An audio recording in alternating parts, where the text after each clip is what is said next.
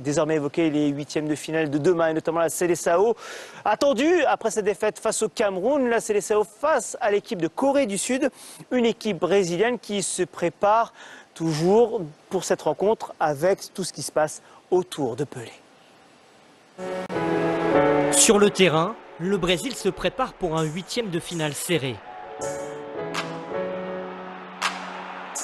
En dehors, il y a cette triste nouvelle concernant la santé d'un héros national. Pelé, une des légendes de ce sport qui a gagné 3 fois la Coupe du Monde avec la Seleção. A imagem do Pelé, essa coisa forte, né, Pelé est un mythe, pas qu'en tant que joueur, mais aussi en tant que personne grâce à sa réputation. A gente fica sentido com esse momento, né? On se sent triste et désolé pour ce qui lui arrive. O que a gente pode fazer é continuar com as nossas orações, com os nossos pedidos ao Papai do Céu para Nous ne que pouvons que le garder dans nos prières et envoyer de la force à sa famille dans ces moments. possa estar ali com ele firme e forte. Un moment d'émotion pour tous les Brésiliens, mais Tite et ses joueurs sont concentrés sur le football et la rencontre face à la Corée du Sud. E que cada passe as energias, que cada passe. Chacun d'entre nous doit lui transmettre son énergie, son admiration, son respect qu'il a pour lui. Il s'agit de bien jouer dans un premier temps et dans un second temps de lui offrir la victoire. Momento tão difícil, tá? Para fazer com que tu faça bem. Dans ces moments délicats, on ne doit pas penser à lui pour trouver de la motivation pour bien jouer. Les hommages viennent ensuite grâce à notre travail acharné.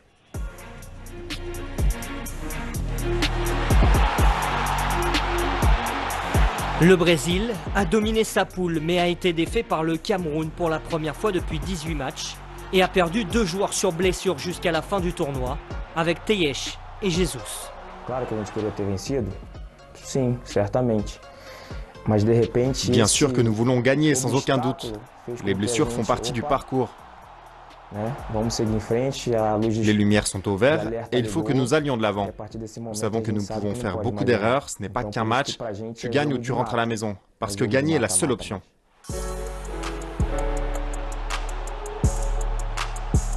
Ce sera le 113e match de la Seleção en Coupe du Monde, le plus grand total en phase finale, et aucun joueur n'a marqué autant la compétition que le roi Pelé.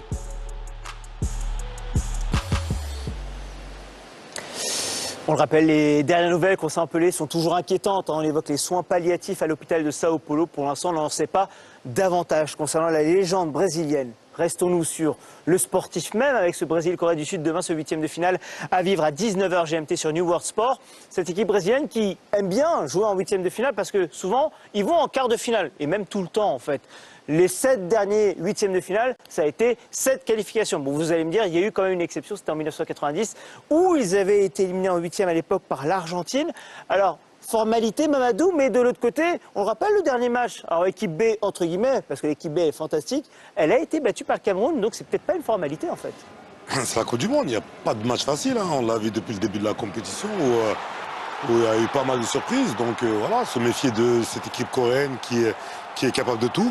On a pu le voir contre le Portugal où elle a été menée, elle a été éliminée à plusieurs reprises, mais elle a réussi dans les derniers instants à arracher cette victoire et cette qualification. Donc voilà, maintenant ils n'ont rien à perdre. Ils sont contents d'être là où ils sont et ils vont tout faire pour embêter le Brésil. Juste, on évoque cette thématique de formalité ou pas. Donc il y a eu la défaite face au Cameroun, mais sur les premières rencontres avec les équipes type, entre guillemets, du Brésil, on a vu quand même une maîtrise brésilienne, Emmanuel, et on se dit que le Brésil est un ton au-dessus, sur le papier en tout cas. Ouais, sur le papier, je pense que c'est la meilleure sélection de cette Coupe du Monde-là. Bon, après, on a vu l'équipe soi-disant, l'équipe remplaçante contre le Cameroun, ça n'a pas été le cas. Donc maintenant, comme on dit, hein, Corée du Sud, ils vont jouer pour jouer. Ils sont là, écoute, ce sont les outsiders contre le Brésil. Donc s'ils gagnent, c'est un exploit. S'ils perdent, ils vont rentrer chez eux la tête haute. Et Rita, la maîtrise quand même brésilienne, elle fait peur. J'insiste avec l'équipe type. Ah, clairement, hein, vous avez parlé des 8 changements. Bien sûr, ça compte. Ça quand même déséquilibre une équipe. On l'a vu avec l'équipe de France, même si c'était moins. Là, il y a eu 7-8 changements. C'est complètement une équipe. Je pense que tu as dit 2, moi je dirais même 3 étages, 4 étages au-dessus de la Corée, le quintuple champion du monde. Voilà, la Corée, on a vu les matchs où elle a été en difficulté, ça ronronnait, manque de la qualité, que ce soit individuelle ou collectivement.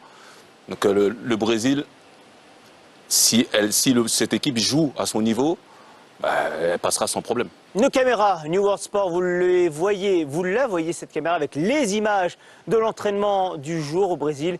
Image sereine avec un homme qui était à l'entraînement, Neymar, comme hier, mais encore plus avec le ballon. Ça nous fait dire peut-être qu'il peut être dans le groupe demain, Tite. Em relação ao Neymar, e eu sabia que era a grande pergunta de vocês, ele vai treinar hoje à tarde. E treinando hoje à tarde vai estar, sim, no jogo. Essa é a definição dela, mas ela passa por um treinamento específico para mim não antecipar nenhuma situação e eu não gosto e não faço e não passo informação que ela não seja verdadeira. Eu quero ter a credibilidade, ao longo da minha carreira eu sempre tive isso em relação a vocês, a credibilidade. Quando eu não quero falar, eu não digo.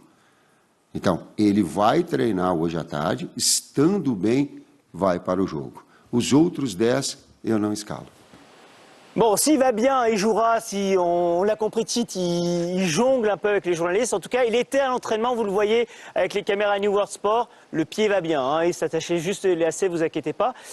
Neymar, ça change forcément beaucoup de choses, Emmanuel, s'il est là. Après, est-ce qu'il sera à 100%, c'est autre chose. Ouais, ben c'est un joueur qui nous manque beaucoup. Hein. Écoute, on a besoin de voir du spectacle, des joueurs qui font des sombreros, des joueurs qui sont capables de danser sur le terrain, de pimenter un peu la Coupe du Monde. Donc, ouais, c'est vrai que moi, j'aimerais bien le voir dès demain. Après, bon, après, il y a la cheville. Je pense que c'est la cheville la plus connue du monde à l'heure actuelle. C'est la cheville, la photo de la cheville fait le tour du monde. Mais bon, enfin, parlons du football, c'est un joueur extraordinaire. Bon, ben restons effectivement sur ce foot et ces joueurs qui, eux, sont sûrs d'être là, et notamment le sélectionneur Paulo Bento. On le rappelle, hein, suspendu lors du deuxième match, il avait écopé d'un rouge, il n'était pas là lors de la troisième rencontre, il n'était qu'en tribune lors de la victoire face au Portugal. Et pour demain, forcément, il n'y a rien à perdre. Se fôssemos disputar campeonato com o Brasil de muitas jornadas, eu diria o Brasil vai ficar à nossa frente. O Brasil vai ser campeão. A disputar jogo, eu digo que o Brasil tem grandes possibilidades de nos ganhar, nós teremos menos, mas num jogo teremos mais do que num campeonato. E é esgotá-las. É esgotá-las. Amanhã dá-nos igual a nós nada teremos a perder, nada, absolutamente nada, só a ganhar. Forcément, rien à perdre. Les 4-5 étages que vous évoquiez il y a quelques instants, en football, on a l'impression que sur 90 minutes, je vais sur un poncif absolu, mais ça se gomme de manière incroyable, Mamadou, potentiellement. Ouais, les 3-4 étages que Eric a dit peuvent être comblés par ce surplus de motivation, par l'envie, par la détermination. L'envie, elle était là, par exemple, face au Portugal, avec toute dernière seconde, quand ils vont marquer ce but à la dernière seconde. Ils ont été l'arracher, cette victoire, encore une fois. Et au même titre que le Japon, qui partait largement pas favori contre des équipes comme l'Allemagne ou l'Espagne, ils ont réussi à combler cet écart avec beaucoup de détermination, beaucoup de discipline tactique. Et voilà, il a raison, Rita, bien évidemment que le Brésil est favori, notamment sur le papier, mais pas seulement. Mais faire attention quand même, parce que il n'y a pas de match simple, il n'y a pas de match simple dans cette Coupe du Monde. Donc, si le Brésil joue à son niveau, pour moi, ça va passer aussi, mais bon.